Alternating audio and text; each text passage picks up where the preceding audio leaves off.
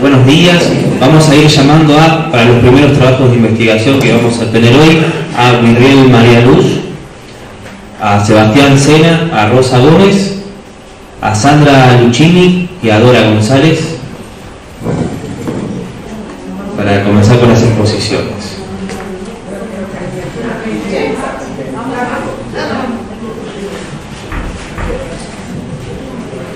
Entramos todos ahí.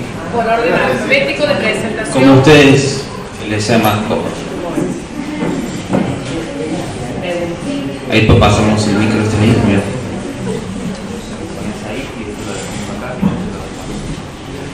Ahora sí, por orden de presentación vamos a ir.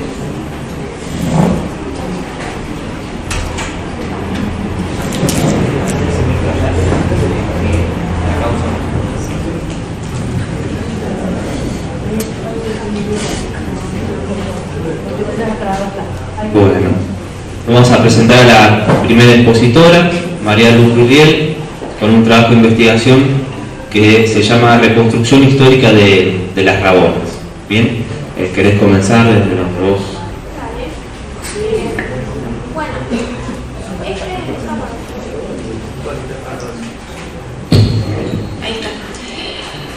Bueno, en realidad es un trabajo que empezamos acá con Seba y con un grupo de investigación en las Rabonas, porque bueno, las Rabonas no tienen lo que es una reconstrucción histórica sobre lo que fueron sus orígenes y la historia del pueblo en general. Entonces, como que empezamos a trabajar en ese proyecto. Por distintas razones, no pudimos continuar con ese grupo que habíamos organizado, y cada uno como que empezó a trabajar su propia reconstrucción histórica. En mi caso se centra en lo que sería, primero nos retrotraemos a lo que fueron las primeras mercedes o estancias que se ubicaron en la zona. De hecho, lo que fui investigando es que en realidad las Rabonas no tienen como una fecha de fundación específica, ¿sí? Y las primeras mercedes que se fueron asentando en realidad ocupaban también otras localidades, como serían Las Calles, Los Hornillos, San Huberto. Y la primera merced, dentro de lo dentro de la cual estaba lo que actualmente ocupan las Rabonas, se otorgó en 1615 a Gaspar de Quevedo. Es como lo más atrás que pudimos, o en mi caso pude ir. Y a partir de ahí, ese mismo territorio fue adquiriendo diferentes denominaciones y fue teniendo diferentes dueños, digamos, tras las sucesivas ventas, adquisiciones, remates y demás. Tanto así que pasó a llamarse en un principio Estancia San Martín, que fue de hecho la primera estancia que se fundó hacia el sur de Nono, y después Estancia Santa Cruz de Nono, que de hecho fue una de las más prósperas en esa época, que se fundó en 1689. Hasta ese momento lo que era el territorio, como les comentaba, abarcaba también otras localidades. Como un punto de inflexión en la historia del pueblo, para mí puede ser la fundación de la estancia en Tajamar, que de hecho a partir de ahí es cuando las Rabonas pasa, o sea, la estancia ocupa un espacio específicamente dentro de lo que es actualmente el pueblo, sin abarcar a otras localidades. Eso fue en 1790. Bueno, a partir de ahí también como que fui incorporando lo que es las Rabonas dentro del espacio más amplio, que es el Valle de Tras la Sierra, y cómo fue afectando lo que fue la transformación que se va dando a partir de la desestructuración del orden colonial, ¿sí? Hay que tener en cuenta que cuando se desestructura el orden colonial después de las revoluciones y demás, hay ciertas permanencias también con ese orden, sobre todo territorialmente. Y también me interesaba tratar el eje económico. Por ahí no se sabe mucho sobre cómo se organizaba económicamente el pueblo. Y lo que estuve trabajando fue, en un principio, la economía de las Rabonas era, esencialmente la unidad económica era familiar, era campesino-familiar. Y a partir de ahí las familias tenían huertas, tenían árboles frutales, por ejemplo, y también se vinculaban con circuitos económicos más amplios. ¿Qué quiere decir esto? Que había muchos productos que no se conseguían en la localidad, entonces debían comprarse en otros lugares. Lo que se hacía era organizar partidas de mulas que atravesaban diferentes pasos a través de lo que serían las sierras. No es que utilizaban, por ejemplo, el viejo camino de las altas cumbres. En el caso de las Rabonas había varios pasos, uno de los cuales se ubica, no sé si conocen la calle Ojo de Agua en las Rabonas, de la escuela para arriba. Bueno, donde termina la calle vive la familia Mercado. Ahí se ubicaba uno de estos pasos, digamos, por donde se hacía el transporte de mulas. Lo que se hacía era vender todo lo que son los productos de la localidad, de la capital provincial, y a partir de ahí obtenían tanto dinero, liquidez, digamos, y también todo lo que no se producía en la zona, como azúcar, hierro y demás. No sé, Power, si lo quieren ir. Bueno, esos son lo que serían las primeras Mercedes, que la primera, como les dije, fue otorgada en 1615 a Gaspar de Quevedo. Ya después se funda la estancia San Martín, la estancia Santa Cruz, y la última va a ser la estancia Tajamar, que ocupa específicamente un espacio dentro de la localidad de Las Rabonas. Así se distribuyeron las diferentes Mercedes dentro de lo que fue el espacio del río de los Sauces, si querés ir pasando. Así también fue cambiando durante lo que fue el siglo XVIII. Los diferentes dueños que tuvo esta estancia, ya sea Gregorio de Gómez, después la heredó su esposa, Ana María Bustos y Albornoz, quien lo vendió, Bartolomé Ormedo, y que va a ser él quien funda la estancia Santa Cruz de Nono. Bueno, y ahí cuando se funda la estancia Tajamar, que surge de una subdivisión de la estancia de los Hornillos. Bueno, como les contaba, a partir del siglo XIX se da todo lo que es una reorganización territorial en el valle. Por un lado, en 1858, lo que es el departamento San Javier se subdivide y lo que es San Javier pasa a quedar en la zona sur y en esta zona pasa a denominarse San Alberto. Y también se construye un camino que unió tanto Villa Dolores con Mina Clavero y después se agregó el tramo hacia Villa de Soto. Eso permitió como una mayor comunicación entre los pueblos y una mayor circulación, aunque todavía de forma precaria porque era un camino bastante precario en ese momento. Bueno, la organización económica de las Rabonas, como les decía, se centra en todo lo que es la producción tanto de pelones, de pasas de higos, también lo que fueron nueces, derivados caprinos, y todo eso es lo que se vendía en la capital. Se organizaban partidas de mulas. De hecho un vecino me decía, más o menos tardaban 7 días para ir y 7 días para volver. Y se organizaban los diferentes vecinos, digamos, para que se haga un solo viaje. Se compraban las producciones, se hacían los viajes y allá se obtenía, por ejemplo, lo que no se producía en la zona. Y un momento económico que tuvimos en las Rabonas de integración con las otras localidades, porque quizás en lo que es el oeste cordobés no hubo un ciclo productivo que integre toda la zona. Lo más parecido a eso fue el ciclo del tabaco, que fue bastante fugaz, que empezó a decaer a mediados de la década del 60 hasta desaparecer a finales de la década del 70. Y tuvo un impacto muy grande en la localidad. De hecho, la mayoría de las familias, todo el que tenía terreno, todo el que tenía una tierra, producía tabaco. La unidad económica era de tipo familiar y la mayoría eran propietarios, no era de arrendamiento. Y lo que sucedió fue que, los principales acopios eran Imparcial Pando en San Huberto, Manzanini y Velasco y Nobleza Picardo. Lo que sucedió a mediados de la década del 60 fue más un cambio a nivel nacional. Tiene que ver con que hubo mejores rendimientos en otras zonas tabacaleras del país. Tiene que ver con una apertura económica que se hizo desde el Estado, porque en ese momento estaba el gobierno de Onganía y en el 76 tenemos una nueva dictadura que incorpora políticas neoliberales. En ese sentido, la economía se abre a las importaciones del tabaco. Entonces ya no era redituable producir en la zona. Así que lo que son los acopios decidieron retirarse de tras la sierra. Y ahí se produjo una importante caída económica. Sin embargo, en el caso específico de las Rabonas, hacer una economía de tipo más familiar y los pobladores estar como más adaptados a las épocas económicamente difíciles, digamos, más complicadas, no es que dependían únicamente de eso, quizás les fue más fácil adaptarse. Actualmente si querés pasar, la principal actividad económica viene a ser el turismo. Sin embargo, el turismo no es una actividad más bien productiva. Se comenzó a desarrollar incipientemente en la década del 70 y actualmente es la principal actividad económica de nuestra localidad. Primero empezó la hostería de Las Rabonas, no sé si la conocen, sobre el Circuito Viejo. Lucía Zamora sobre el Arroyo, que también alquilaba piezas. En ese momento no es que la gente venía un fin de semana y se iba, es como que se instalaban en la localidad toda una temporada. Por ejemplo, venían en verano y se quedaban todo el verano.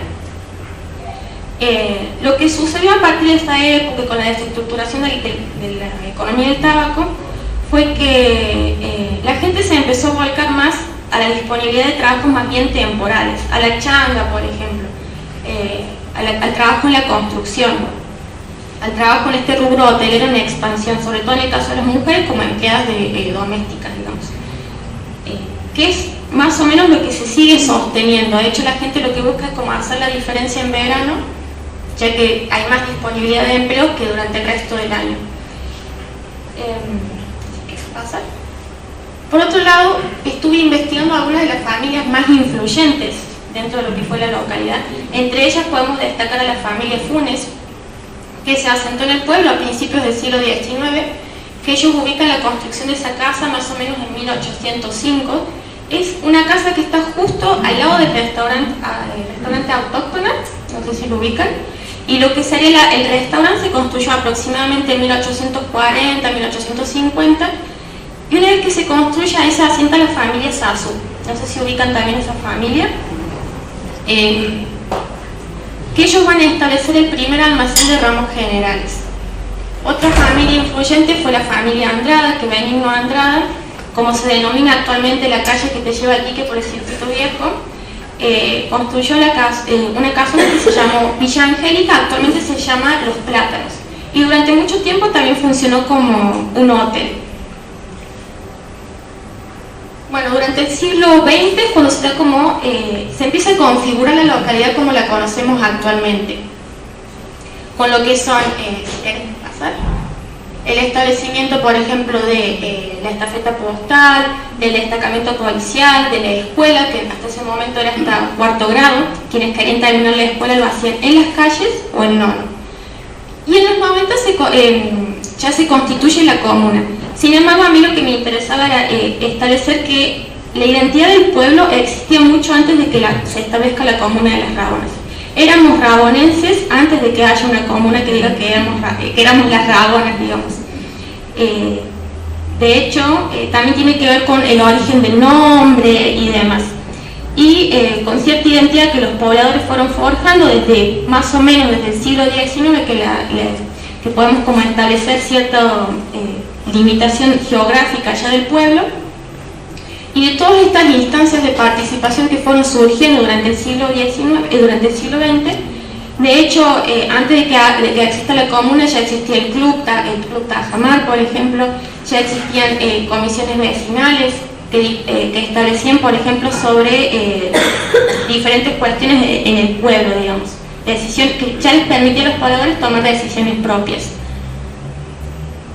Y por último, me interesaba investigar el tema del nombre. Creo que la mayoría hemos escuchado que el tema del nombre surge de esto de que le cortaban la cola a las mulas o los caballos para que no se enredasen en la vegetación serrana, que es más bien baja y de arbusto.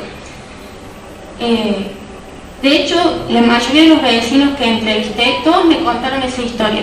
Y de hecho me decían, ya mi padre me contaba esa historia. Es como, forma parte de la tradición oral de nuestro pueblo.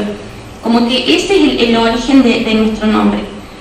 Y si nosotros lo vinculamos quizás con lo que fueron los ciclos económicos del pueblo, quizás sí tenga sentido.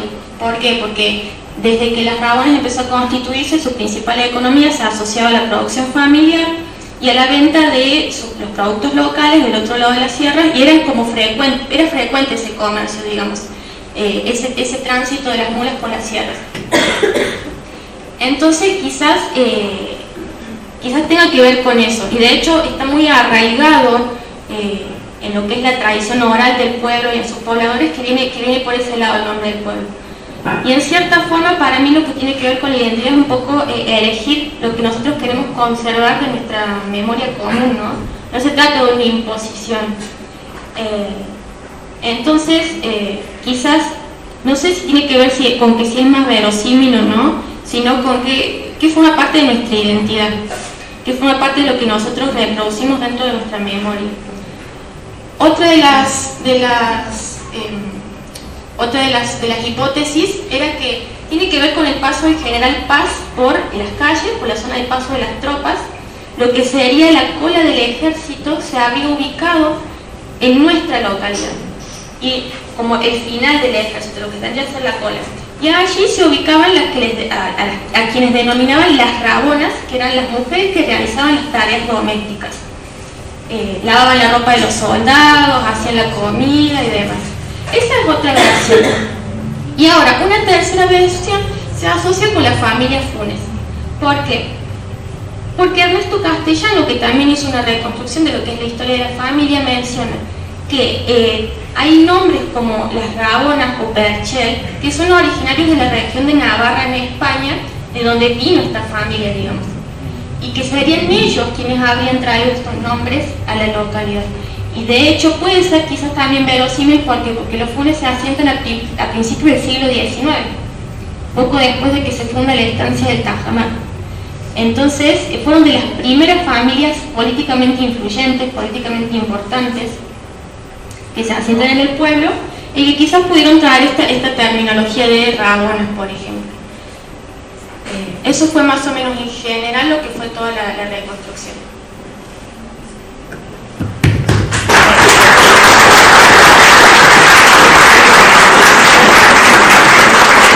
Bueno, muchas gracias. Recordamos a todos y a todas que cuando terminemos de todos ellos y ellas de su conferencia, ahí vamos a hacer las preguntas cuando terminemos este ciclo. Y ahora vamos con Sebastián Sena y Rosa Gómez con la reconstrucción histórica de un paraje serrano, Las Rabonas.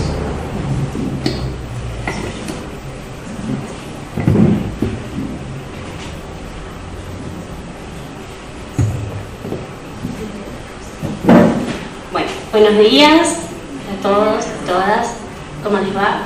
Bueno, yo soy Rosa, él es Sebastián, somos compañeros, estamos cursando el 4º año del profesorado de Historia en el Instituto Carena. Y bueno, hemos sido invitados a estas jornadas porque hemos estado realizando algunos trabajos de investigación que tienen que ver precisamente con nuestro transcurrir académico, ¿sí? Bueno, les quiero contar más o menos el marco en el que se dio esta investigación, ¿sí? Nosotros, además de nuestras materias troncales de nuestra carrera, tenemos también algunos espacios específicos de investigación histórica, seminarios, y tenemos hemos tenido epistemología y el taller o el seminario de historia regional. A partir con el profe de Bernardi sobre todo, a partir de una sugerencia de él, comenzamos a hacer investigaciones que tuviesen que ver con nuestra historia regional y con la importancia que tiene nuestra formación como docentes, la impronta que le íbamos a poner también precisamente a la historia regional en nuestras planificaciones y en nuestro futuro desempeño como docentes. Nosotros elegimos el origen del nombre de las Rabonas y desde cuándo, desde qué época se comienza a utilizar ese topónimo, pero también desde cuándo se conforma como una territorialidad real con sus distintos niveles de análisis que estuvimos utilizando. Así.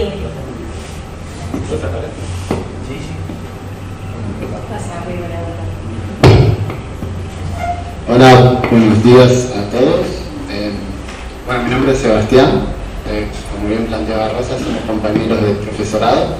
Y bueno, también, como comentaba Luz un poco, es medio parecido el trabajo, digamos, en ese sentido, porque lo empezamos trabajando juntos con una iniciativa que surgió por una periodista que trabajaba en nuestro pueblo, que se llamaba María Inés Yauto, que bueno, ella propuso desde su espacio, desde una revista local, que funcionaba ahí, ahora actualmente no, pero esta idea de tratar de buscar el origen del pueblo. Fue allí que nos encontramos varias personas y bueno, después, como ya comentaba, cada uno realizó por su lado, que terminó de realizar la investigación. Así que bueno, en ese sentido es que nosotros después lo llevamos al instituto y bueno, de la mano de acá de mi compañera y del profe Nico también desarrollamos esta investigación. También referida a lo que es la historia regional, nosotros también trabajamos con esta idea de la historia regional a partir del análisis de diferentes escalas, desde lo social, lo político, lo geográfico, lo ambiental y lo económico. Así que bueno, en ese sentido analizamos varios autores de historia regional, como Imposti, como Carlos Donofre, Salinardi, ¿quién más? Fuentes. Bueno, en esta iniciativa también que planteamos había aparecido un documento de compra y venta ahí en Las Dragonas, después actas de patrimonio. Así que bueno, en ese sentido es que le dimos también un poco de importancia a esta génesis o inicio del pueblo, como bien planteaba Luz, que trajo Imposti, esta cuestión de la subdivisión territorial allá por el siglo XVIII y XVII, estas cuestiones de mercedes de tierra, luego encomiendas para estancias, que después van a terminar siendo parajes y bueno, actualmente comunes. Ahí es como que encontramos como un poco el origen, digamos, de todo. Desde ahí partimos también como hacia un análisis como económico y político, un poquito más amplio, digamos, que nos trajo Salinardi, esta cuestión de la importancia, ¿no?, de condición de villas a partir del siglo XIX, como Villa del Tránsito y Villa Dolores, porque va a generar como dos polos y eso va a generar como un circuito económico, como bien planteaba esta cuestión de la producción económica de Las Dragonas. Entre estos dos polos va a haber diferentes parajes que van a ir constituyendo esa economía interna, ¿no? Allí en ese marco se va a dar como la construcción de un trazado, que es importante eso también, que es la actual ruta 14, que es la que atraviesa de norte a sur, digamos, nuestro valle. Ese trazado fue muy importante porque bueno, permitió, ¿no?, también poder como introducir y que se relacionen los distintos parajes para poder llevar a cabo esa economía, ¿no?, una economía no muy grande, digamos, como la parte, por ejemplo, del sur, pero bueno, al fin y al cabo, digamos, la economía que se dio acá en nuestro valle. Así que bueno, eso como factores determinantes, digamos, la construcción de ese trazado para poder permitir el desarrollo económico de estas futuras comunas, no solo de Las Dragonas, sino podemos hablar de los hornillos, bueno, actualmente las calles, ¿no?, como un circuito comercial interno que permitió el desarrollo social de la región, digamos. Bueno, eso también nuestra conclusión un poco fue que una estimación o aproximación, digamos, porque también es difícil encauzar, digamos, el origen en un solo día, digamos, es especificar un día para el día puntuales como prácticamente muy difícil y ya bastante subjetivo eso a lo que piense cada uno. Pero bueno, estimamos más o menos que la fundación o la creación del pueblo se da a fines del siglo XIX y principios del siglo XX, relacionado a la construcción, digamos, de este trazo, de este camino que permitió, digamos, un poco el desarrollo económico para que, bueno, se puedan asentar los poblados y poder desarrollarse. Bueno, un poco de eso es lo nuestro, no sé si puede agregar. Bueno, en algunos sentidos la investigación es muy parecida porque obviamente hemos llegado más o menos a las mismas conclusiones, solo que nuestra investigación era puntualmente cuándo había empezado a usarse el nombre, Las Dragonas, en qué momento histórico, y se había conformado como ya una unidad un poco más administrativa, digamos. En los censos aparece en 1947 ya las Rabonas con ese nombre. Entonces nosotros queríamos saber, ¿a dónde es, qué es lo más antiguo que encontramos con ese nombre, con esa denominación? Buscando fuentes, buscando autores, lo más antiguo que encontramos como las Rabonas es un boleto de compra y venta de un vecino de ahí del pueblo que tiene esa fecha, que eso es un trabajo muy interesante que realizamos como estudiantes, lo de buscar documentos históricos y fuentes, como fue por ejemplo una página en internet que se llama Family Search, no sé si ustedes la han utilizado, buscando actas de matrimonio de el tránsito, que en ese momento era como el lugar donde la gente en general se iba a casa. Encontramos actas de matrimonio que ya mencionan a este lugar como las Rabonas, que compartimos también estas teorías de que se llaman las Rabonas porque precisamente se les cortaba la cola a los animales.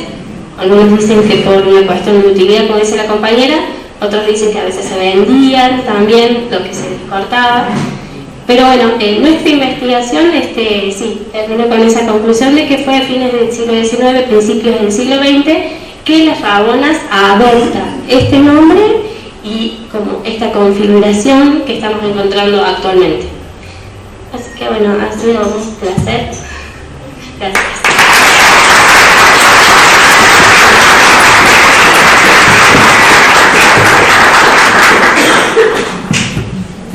Muchísimas gracias chicos, Rosa y Seba. Ahora vamos con Sandra Luchini y Dora González, San Pedro, historia de nuestro pueblo. Muy buenos días a todos, muchísimas gracias por habernos invitado. Yo voy a hacer una pequeña introducción refiriéndonos a cómo llegamos a lo que es nuestro libro. Se los presento. En el 2006, Sandra va a dar un curso de informante turístico a la localidad de San Pedro y bueno, yo formo parte de esas alumnas que están ahí y empezó ella como trabajo final que investigáramos algunos de los lugares del pueblo. O sea, uno tomó la iglesia, otro el club, otro una casona vieja que era el banco de la provincia de Córdoba. En fin, fuimos tomando diferentes trabajos y como trabajo final se hizo como una especie de monografía. Eso fue el trabajo final para nuestro trabajo, pero quedamos como enganchadas con Sandra porque nos dimos cuenta, juntamente a Alejandra Juárez, otra señora, que San Pedro no tenía una recopilación de datos históricos, no había un libro que nos hablara de los inicios ni que hubiese profundizado en lo que era la historia del pueblo. Entonces, bueno, esta investigación nos llevó, obviamente, un poquito de años, 15 años. ¿Por qué? Porque, bueno, ambas amas de casa, familias, hijos, profesión, en fin, se fue dilatando en el tiempo, pero aparte de eso, todo lo que la gente nos iba contando, que es como ustedes han hecho a visitar a la gente más vieja del pueblo, había que darle un certificado, corroborar que eso que nos contaron realmente era así. Fuimos al archivo histórico, hemos ido a la diócesis de Cruz del Eje, hemos visitado un montón de gente y volvíamos a los viejitos y volvíamos hasta que eso teníamos que darle una certificación, digamos así. Entonces llegó un momento que teníamos tanta información que decidimos ya organizarla y darle un cierre final. Creo que lo único bueno que nos dejó la pandemia es que al encerrarnos nos permitió, o en realidad le permitió a Sandra coordinar todo esto y darle un cierre final y hablar con la editorial y bueno, y esto sí, esto no, cómo. Entonces ese fue el único momento que pudimos, o que pudo más que todo Sandra, a darle un cierre. Yo quiero decirle que toda mi vida viví en San Pedro y he conocido nuevas historias. Hay gente importante en San Pedro que no la hemos tenido en cuenta. Coronel Cordón es uno. Yo siempre cuento esta historia, es muy cortita. Mi padre falleció en el 2012 y en el medio del velorio se acerca un señor Rojas de Villa Dolores, que había sido muy amigo de mi padre, y me cuentan, dice, ¿ustedes siguen escribiendo sobre la historia de San Pedro? Sí, seguimos buscando. ¿Vos sabés que hay un señor en el barrio San Martín? Barrio Hipódromo. Dice ser nieto del coronel Cordón, y que el coronel Cordón está enterrado en San Pedro. Bueno, en ese momento no era lugar ni momento como para recordarlo, pasaron los meses y de repente un día me ilumina esa noticia y lo fuimos y lo buscamos y efectivamente Sandra después le va a hablar o le va a contar un poquito de esto. Y así como eso fueron muchos datos. Venía gente y nos contaba, si vos sabías que fulano de tal tiene datos sobre, y había que ir a visitarlo a ese señor. Nos acompañaban nuestras hijas, que hoy están acá, nos acompañaban los maridos, que también están, algunos acá, algunos no, perdón, el de Sandrita. Entonces eso es como un emprendimiento también, algunos no,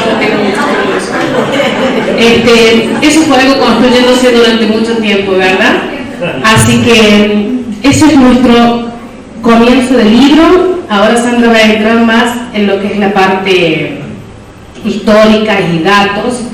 Lo que he logrado darme cuenta que todos hemos tenido como Biblia Don Barrio Nuevo y Poste, es la Biblia del San Serrano, todos consultamos a él, lo hemos leído y releído para poder sacar datos, y bueno, eso es un gusto tener algo en común entre todas las localidades que nos han interesado, ¿verdad? Esto de la historia. Bueno, gracias Loli por tu introducción. Yo solo quiero agregar una pequeña anécdota entre las cosas que nos tocaron buscar. Recuerdo que cuando estábamos buscando el material escrito que tuviera que ver algo con San Pedro, leímos 2 libros de las tradiciones del oeste cordobés de Ernesto Severo Castellano, que me voló la cabeza. Quería ir a conocer esos lugares, que hablaba de la Chaquinchuna, que hablaba del Cerro San José, de Pedro Pablo Sarmiento, que era primo de Domingo Faustino, etc. Y me llevó a la locura de un día ir al aeropuerto y hablar con una chica que es piloto, hija de Rosita Flores, Maglianesi Flores, que me llevó en un avión a conocer dónde quedaba el Cerro San José y los alrededores para poder establecer dónde estaban los restos de esas viejas estancias. Qué locura, qué cosa hermosa. Todos tenemos un poco de poeta y de loco en esto, ¿no?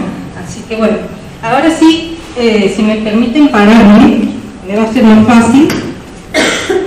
Bien, esa es la presentación de nuestro libro. Les cuento que la pintura la hizo Juan Dana, un artista, bueno, que no es de acá, pero que vive en la zona. Increíble el trabajo que hace. Le pedimos un día y le dijimos, Juan, estamos con el libro listo y no tenemos la tapa, ¿nos podés hacer algo? ¿Cómo se va a llamar el libro? San Pedro de los Naranjos en Flor, así se iba a llamar. De un día para el otro nos trajo, así, acá lo tienen chicas, pero de un día para el otro hizo la acuarela, impresionante. Bueno, después el editor nos dijo, suena mucho a poesía, cambien ese nombre, bueno, hoy se llama de otra manera. Seguimos.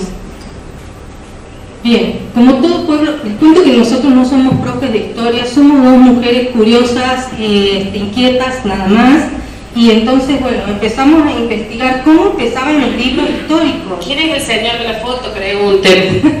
Bueno, entonces el esposo de Salo, por ese bolsito lo agarramos a todos lados, pobre hombre.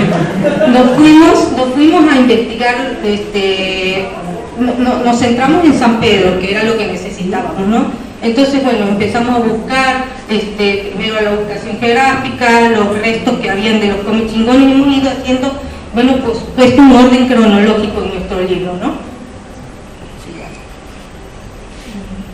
Bueno, la piedra pintada, que era lo más cercano que encontramos de San Pedro con respecto a restos de los pueblos originarios, ¿no? La pedanía, si bien los restos de piedra pintada, los petroglifos están en la pedanía San Pedro, hay que destacar que en realidad el monumento que está sobre estos restos, está mal dicho, sobre estos petroglifos, están hechos por vecinos de Villa Dolores, y es Villa Dolores quien los cuida realmente y los difunde.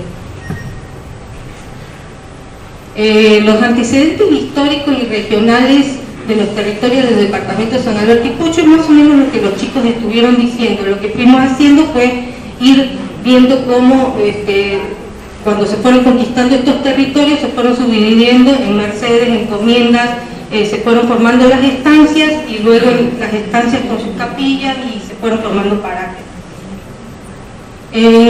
Para eso queríamos llegar, hasta que fuimos llegando a San Pedro, ¿no? Queríamos saber cuándo empezó el pueblo de San Pedro.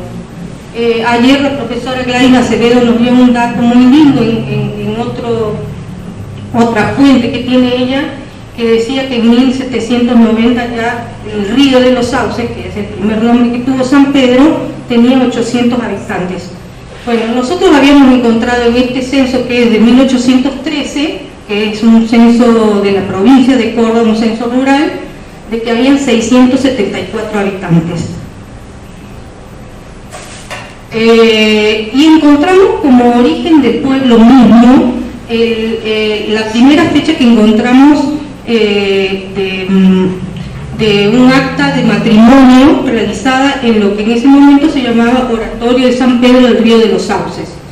El día 10 de abril de 1826 es la fecha más antigua que hemos podido establecer. Hasta antes de encontrar este documento, incluso en Barrio Nuevo Imposti y otros documentos, se hablaba de 1838, porque es la primera acta de bautismo que hay, porque en realidad hay un libro de bautismo que se perdió. Entre 1817 y 1838 hay un libro que no existe, que fue quemado aquí en Mono, en una de las entraderas, por decirlo así, de los llanistas, que quemaron aquí en Mono la casa del cura junto con un libro de bautismo. Por eso que tuvimos que ir a los libros de matrimonio y de defunciones, y el más antiguo que encontramos fue el de 1826, que ya creemos, y es más, ya está nombrado como Oratorio de San Pedro, o sea que la imagen de San Pedro que da origen al nombre ya existía en ese momento. Bueno, aquí también tocamos el tema de la fundación de San Pedro, no se puede obviar, un tema, no sé cómo puedo decir, polémico, si lo hay, se ha hablado 150 años, hemos hablado entre vecinos de la banda norte y sur de quién tenía razón, de cuál es la fecha. Lo cierto es que hoy los dos festejamos el 21 de abril de 1853 y se acabó el problema. También luego continuamos con la historia de la parroquia de San Pedro Apóstol, con todos los detalles de cómo fue creciendo, los curas que han existido, que han venido, bueno, todas las modificaciones, bueno, toda la historia de la parroquia está aquí. La llegada de José Gabriel Brochero, por supuesto, que llegó en 1869. Hoy van a escuchar mucho esto porque hay un nuevo gobierno municipal que está revalorizando mucho la llegada de Brochero al pueblo y que va a trabajar fuertemente en esto, porque era la parroquia del departamento San Alberto a su llegada. Se habla de que Brochero quiso hacer la casa de ejercicios espirituales en San Pedro y que no encontró el apoyo que él necesitaba. No se sabe si es cierto o no, es posible que haya sido así, tal vez, pienso, y es una opinión muy personal, habían algunos vecinos un poco problemáticos, lo vimos ya desde la fundación misma en San Pedro. Entonces pienso que eso hizo que eso y la ubicación estratégica que tenía la villa del tránsito para poder traer a los ejercitantes desde la ciudad de Córdoba, pensaron, ¿no es cierto?, para que Brochero finalmente eligiera la casa de ejercicios y su obra monumental en hoy Villa Cura Brochero. Luego también hablamos, porque durante ese periodo también estaban los unitarios federales y desde mucho antes. Es un tema como muy amplio. Perdonen que hable tan rápido porque son muchos los temas que se tocan en el libro de manera práctica, porque lo pensamos para chicos de las escuelas para que lo puedan usar. El tema de los unitarios federales lo leímos mucho y hemos puesto las partes principales. Ubicamos como que dos periodos muy importantes.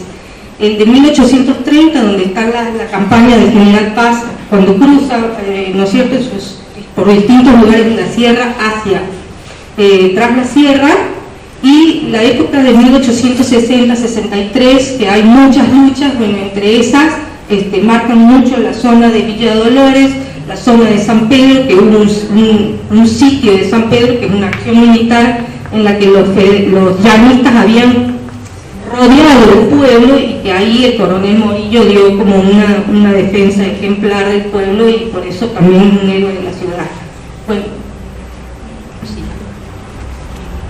en eso de los unitarios federales surge una hermosa historia de la Goya Cortés, que es hija de familias de aquí, de la Chaquinchuna, del lado que yo les contaba, bueno, que llegó a sus primas a esconderse a una cueva. Es la primera foto que yo mostraba donde estaba mi esposo escondido, donde nos llevó un señor en una cabalgata, donde no estamos seguros, pero que el recuerdo popular dice que ahí se había escondido la Goya.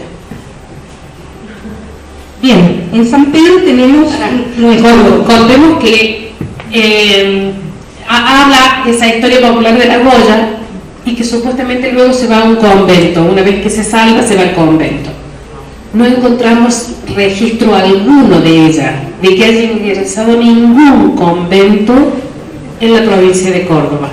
Mandamos cartas, visitamos con Sandra, no hay registro, o sea que queda como en el conocer popular, si realmente existió o no ella. No, existió la Goya, lo que no sabemos si realmente entró a ningún convento, sí, pero está ahí.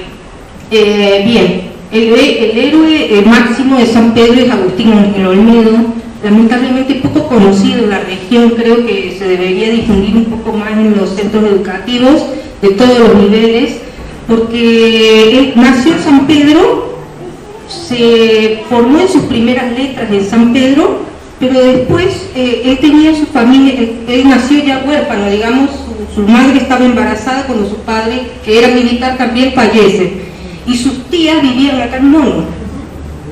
Entonces él termina de criarse acá en Mono, digamos, hasta que ingresa al seminario Nuestra Señora de Loreto en la ciudad de Córdoba. Y luego deja los estudios, ¿cómo se llama?, atraído por las ideas de Mitre, que se había propuesto la unificación nacional, y entonces Mitre se va a las tropas de Mitre y ingresa al ejército, y ahí, a partir de ahí, él empieza a luchar en todas esas acciones militares que hubieron en Tras la Sierra, que mencionamos recién, como el combate de Villa Dolores, como el sitio de San Pedro, como la batalla de la Angostura. Ella estuvo haciendo sus primeras incursiones militares, y después, como fue tan ejemplar su trabajo, lo mandan como jefe a la guerra del Paraguay, o de la Triple Alianza, como todos lo llaman, la guerra más feroz que ha tenido Sudamérica, con casi 400.000 muertos. Bueno, el que pueda releerla es impresionante.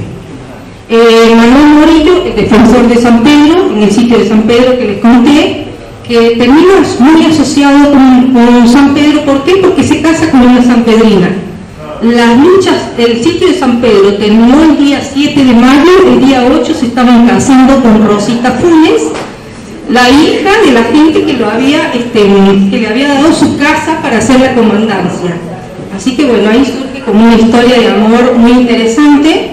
Los descendientes de Manuel Morillo fueron un día a San Pedro, preguntaron en la municipalidad si alguien sabía algo de la historia, les terminaron mandando a la casa de Loli, así que después fuimos a entrevistarlos a Córdoba, que es la familia Vélez Malbrán, también descendientes de Malbrán, quien fue un personaje importante en la historia de Córdoba, porque fue diputado, senador varias veces por el departamento San Alberto y colaborador directo de Lochero. José Gregorio Cordón fue quien lo local y que le avisaron en el pleno velorio de su padre de que sabían de este señor. José Gregorio Cordón fue el héroe de la batalla de la Angostura, que se realizó en Punta del Agua, que en ese momento Punta del Agua, que hoy es Santa Rosa del Colara, cerca de Santa Rosa del Colara, los límites no estaban todavía bien establecidos, ¿no? todavía era casi, es más, nosotros hemos votado censo donde Punta del Agua está censado con Córdoba, o sea que ahí había todavía una cosa que no se sabía. Él fue el héroe, también se casa con una sanpedrina, Funes de apellido, Fortunata Funes, que vivió y murió en San Pedro. Bueno, esta es una foto histórica de la visita del gobernador Miguel Juárez Celman un año antes de después ser presidente de la República. Era muy amigo, como ustedes saben, del cura Brochero, y que me parece que es como una visita que no ha sido, como que no se le da importancia o no se le ha dado mucho conocimiento. Muy interesante. En 1883 él viene con toda una comitiva de gente que después son gente que toman decisiones en la provincia de Córdoba. Viene con Amadeo Sabatini, viene con Cárcano, que hace las veces de periodista en ese momento del diario El Interior. Bueno, no sé, un montón de gente que después toma decisiones. ¿Quién toma esa fotografía? Este es un dato que no lo he escuchado nunca. El perito Pascasio Moreno. Él toma esa fotografía. ¿Cómo llego a ese dato? Fui a entrevistar a una señora que se llama Liliana de Denaro, que vive en la ciudad de Córdoba, que debe ser la persona que más ha estudiado Brochero, creo, y a ella la iglesia le encargó hacer todos los estudios de Brochero para presentar en el Vaticano, para poderlo primero canonizarlo y todo eso. Y ella tuvo que viajar a La Plata cuando se enteró que, bueno, que Brochero era amigo de Perito Moreno y qué sé yo. Entonces, ¿qué hizo? Se entrevistó con los familiares que viven en La Plata. Ellos le contaron que esta fotografía fue tomada por Perito Moreno y que había un diario escrito por Moreno que cuenta toda la travesía desde que Brochero fue a buscarlo a Carlos Paz, a la zona de Carlos Paz, a Miguel Juárez Celman con su comitiva, cómo cruzaron la sierra, todo hasta llegar a esta zona, pero que solamente ha quedado la primera parte, que es la única que se salvó de un ataque de histeria que le dio un día a su esposa y que quemó el resto de los papeles en la hoguera por unas cuestiones personales y familiares de reclamos, porque él no estaba nunca en la casa porque se lo pasaba de viaje investigando. Bueno, en nuestro libro también, ya voy por la mitad. En nuestro libro también van a encontrar toda la historia de las familias decisivas, digamos, los primeros habitantes de San Pedro, que son los Cuevas, Funes, Ahumadas, Recalde, Funes, Cortés. Hay árboles genealógicos. Ayer cuando hablaban de un documento de cura Brochero que decía mi compadre Cuestas, se refería a este señor, que en la primera foto de la izquierda es Juan Pedro Cuestas, que era su amigo personal. Bueno, acá hay otros más, don Justiniano Recalde Cortés, que fue la persona que dio el discurso de despedida el día que enterraban a Brochero, por ejemplo. En ese momento era jefe político del departamento. Bueno, otros personajes, Olmedos, Arturo y Liga eran dirigentes radicales del pueblo, ¿no? Bien, después también, por supuesto, tocamos todas las instituciones. Aquí la foto de lo que hoy es la Municipalidad de San Pedro fue la casa de don Ramón Soria, otra de las familias importantes, quizás creo que es la casa mejor conservada del pueblo en este momento. El primer banco de Tras la Sierra se ubicó en San Pedro. Esta es una hermosa fotografía tomada en 1868 por don Valentín Pazzi, que es un señor que tiene un museo de Carlos Gardel en la ciudad de Córdoba. Frente de la Escuela Coronel Olmedo, que es un logro de los vecinos, que cuando vino Miguel Juárez Celman y estuvo una noche en San Pedro, le hicieron un petitorio con varias cosas, ¿no? Entre eso le pidieron el banco, le pidieron la escuela, le pidieron unas cuantas cosas. Esa fue uno de los logros. El antiguo Colegio San José, hubo un colegio religioso en San Pedro, que solamente duró 3 años lamentablemente, bueno, que lamentablemente después con los años no pudo prosperar. El Instituto Agrotécnico Estela Maris, que es un logro del padre Farina, todo esto siguiendo con las instituciones, ¿no?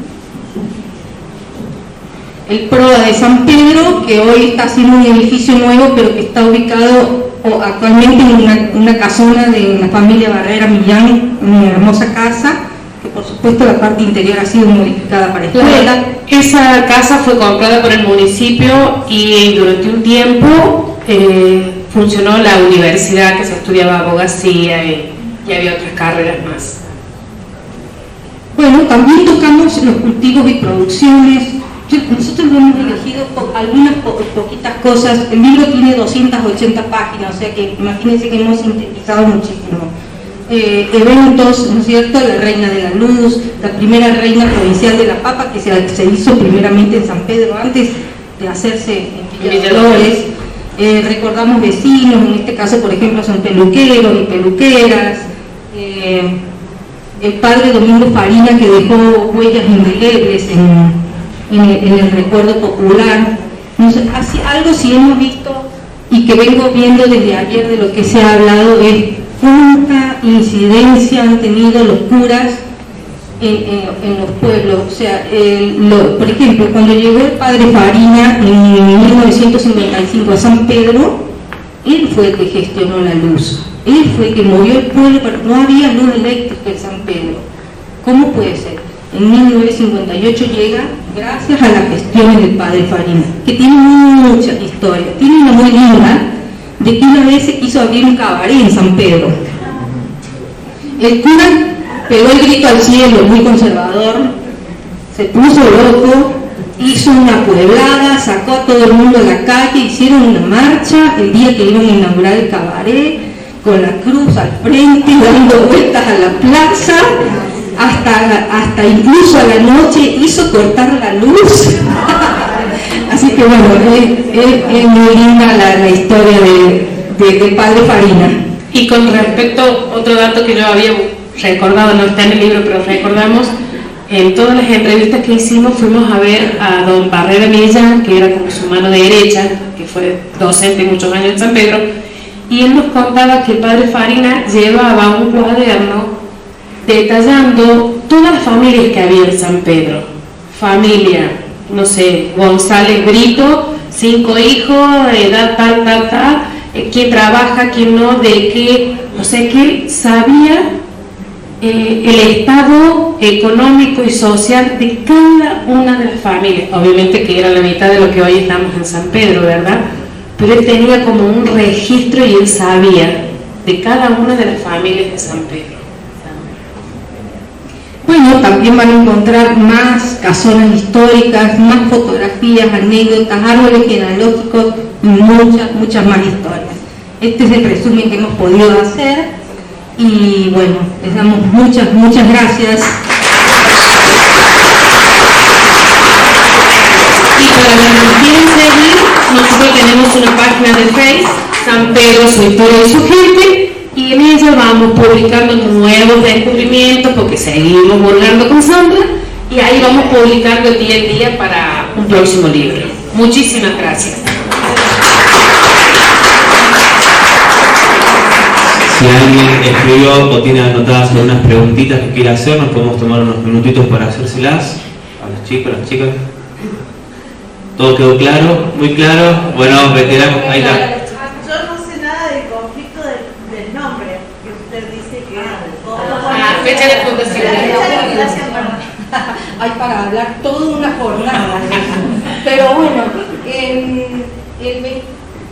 el 21 de abril de 1853, bueno, antes de eso, cuando llega Alejo Carmen Guzmán a la gobernación de la provincia de Córdoba, trata de organizar, como buen abogado que era, la provincia. Entonces, bueno, manda una carta a quien había designado como juez de alzada, don Ignacio Castellano, pidiéndole que junte a los vecinos más destacados de la región para fundar una villa en la zona de lo que hoy es la villa de San Pedro y el Paso de León, donde está Villa Dolores, ¿no? Y bueno, se reúnen un grupo de vecinos destacados, se cree que fue en la capilla de San Pedro la reunión, por lo menos eso dice el libro de Familias de Tras la Sierra de Rafael Castellano, que fue ahí la reunión. Se reunieron los grupos de los vecinos más destacados y decidieron de que sí, que aceptaban la propuesta del gobernador y que querían que se hiciera una villa. Entonces, bueno, el don Ignacio Castellano responde, el gobernador manda entonces el 21 de abril de 1853 un decreto fundacional y dice que se funde la villa en la banda norte, donde se encuentra ubicada la capilla de San Pedro.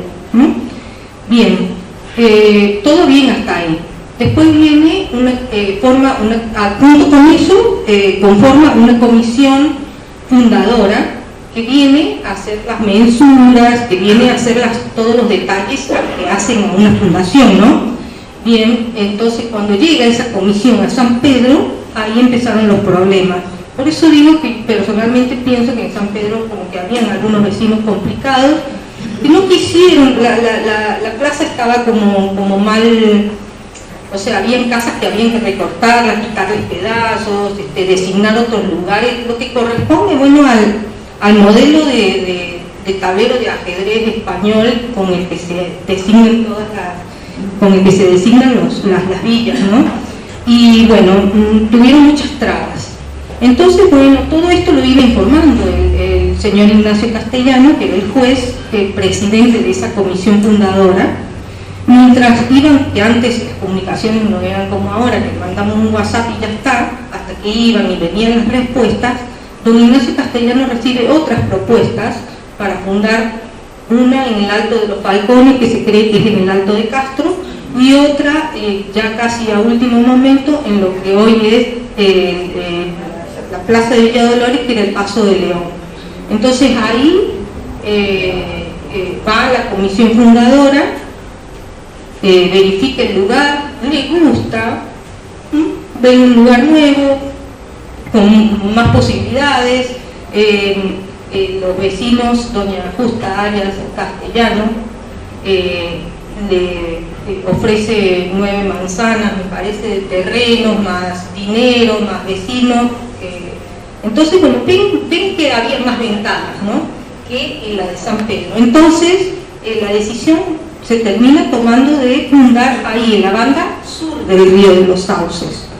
Entonces, ¿qué pasa? Bueno, ya queda ahí y los vecinos del Paso de León empiezan con todo a darle a construir la capilla. Pesó mucho también ahí otra vez un cura, en este caso el cura Pizuela, también importante en la decisión. Entonces, bueno, termina siendo por un tiempo Villa de San Pedro Vieja y Villa de San Pedro Nueva, porque los dos se creían dueños de la misma fecha de fundación. Los de San Pedro quedaron resentidos porque en realidad aquí el lío se arma porque hay otro decreto después del 4 de enero del año siguiente en el que dice de que no fue, no recuerdo las palabras, pero como que no fue la intención del gobierno de que realmente fuera ahí, que se pasaba el Paso de León. Aquí están las maestras de la Junta de Villa Dolores que me pueden corregir, pero que la intención era fundar una villa y que, bueno, el lugar más aparente que no fue elegido San Pedro y que la gente de la comisión fundadora ve que el mejor lugar es Paso de León, terminó siendo elegido ese. San Pedro no se quedó con eso.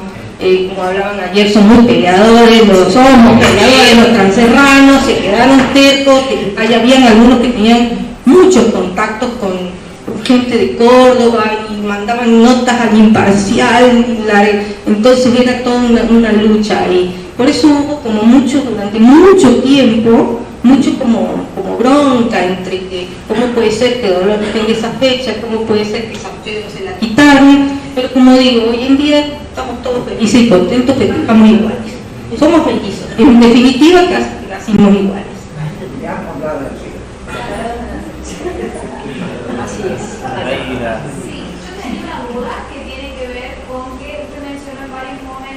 a una conflictividad con llanistas. ¿Quiénes serían los llanistas?